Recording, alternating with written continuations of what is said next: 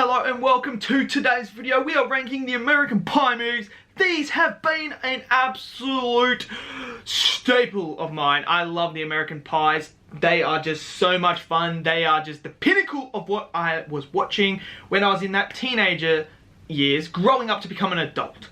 All the stuff that happened in this is all what we went through in high school. So I thought, why not? Why not rank these movies? And you know what? That's what we're here to do. So we're going to jump right into it. There is 8 of them. So there is 8 of these. And we're just going to get into it. Let's do it.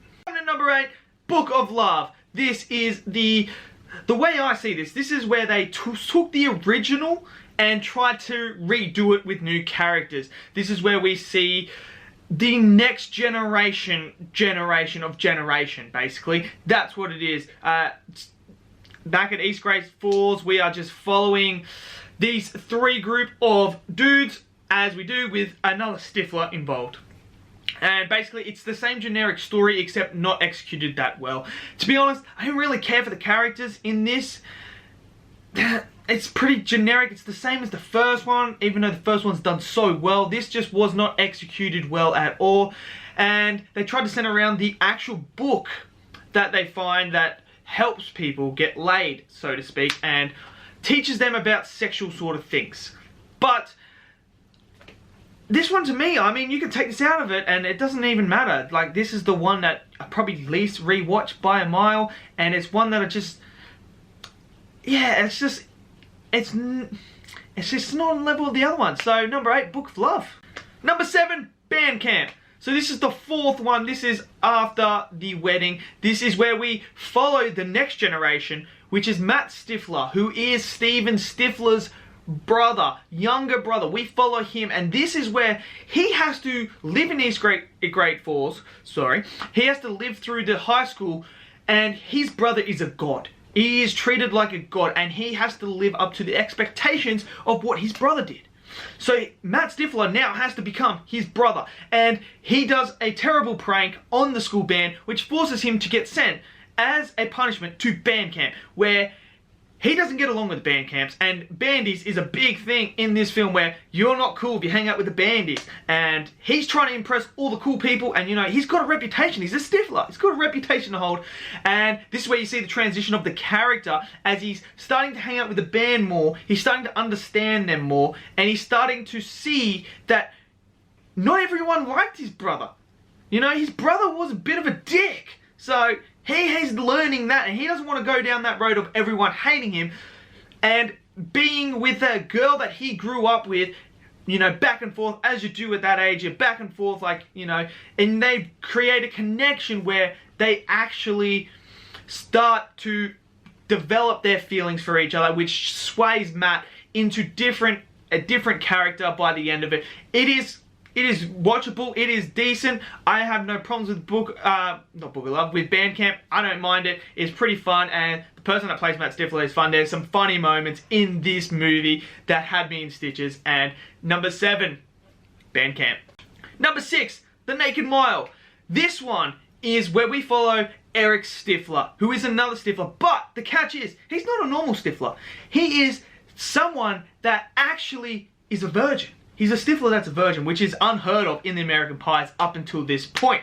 And this opening scene is just, you have to watch it. If you haven't seen Naked Mile, make sure you watch it, because the opening scene sets the tone for this whole movie. It is hilarious. This is where we get introduced to Dwight Stifler, who is their cousin, he's sort of like Steven Stifler, but not on the dickhead side. He's the guy that you want to hang out with, that you will have tons of fun with. I love his character. Then you've got the dwarfs as well in this as the main rivals to the Beta House, so to speak, to the frat. And it is awesome. This is where they get their first taste of college. This is where they start understanding certain things, and it is hilarious. It is fun. I have no problems with this one as well. From here on upwards are the movies that I love to watch in the American Pie franchise. These are the ones that were tough to put into an order because I love them so much. Naked Mile is fun, entertaining, great moments. You'll be in stitches, and there's some great characters in here as well. So number 6 for me, Naked Mile. Number 5, Beta House. This is the continuation of Naked Mile. This is where we see Eric Stifler enroll Kuzma enroll. And they have to do all the things that the Beta House have set on their pledge board. So they have pledges. They have to do all this. And we follow these characters as they go through the transition to become Beta material, as so to speak. Dwight's back. Everyone's back. This is where you get the geek fraternity. And it is on. And this is just absolutely bonkers. They do a challenge to determine who's going to stay on campus, who's going to get kicked off, who has to leave. It is some of the craziest stuff. It is hilarious. Some gross moments, some fucked up moments. This has got everything in it, Beta House. Has got everything in it. And I fucking love this film as well. Dwight Stifler, you see more of him, and oh, what a character he is. This is pure. If you're a teenager and you haven't seen Beta House, you need to watch Beta House, because this is absolutely up your alley. It is fucking hilarious. It is great. It is just so good. 5, Beta House. Number 4, The Wedding. This is the third movie of the original cast. Now, the only person missing from this is Oz, and that's why The Wedding is not up there in my top 3. Is because Oz is missing, and I think taking Oz out of that really took away from the dynamic that was there. But nevertheless, this is absolutely fucking funny, this movie. One scene, the gay bar scene. If you guys haven't seen The Wedding, when you watch it, when you get to the gay bar scene, it is fucking hilarious. Oh gosh, man. It's peak Stifler. It is peak Stifler. It is hilarious. This is where we watch Jim get married to Michelle. It is absolutely funny. The things they go through. Steven Stifler actually has some character development in this film as well, as he transitions from being an absolute fucking asshole and not caring about anyone to actually caring and giving a shit about people and actually falling for a girl. Finch is back.